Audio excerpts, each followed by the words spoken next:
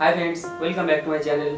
तो आज शिवरात्रि है, इसीलिए मैंने सोचा क्यों ना एक शिव जी का पोर्ट्रेट बनाया जाए, वो भी ये जो सस्ते पेमेंट का जो ऑयल पेस्टल है इसी से।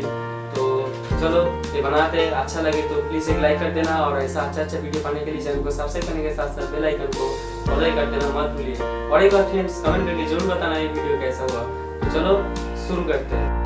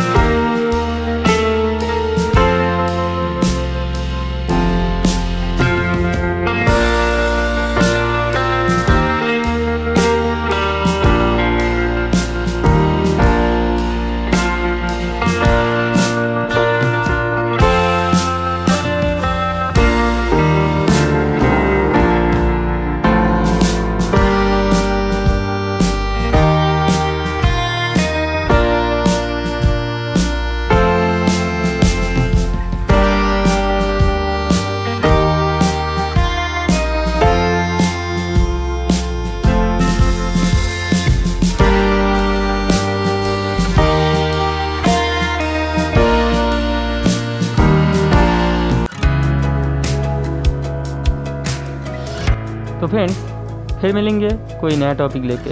आज के लिए इतना ही। तो thank you so much for watching. Bye.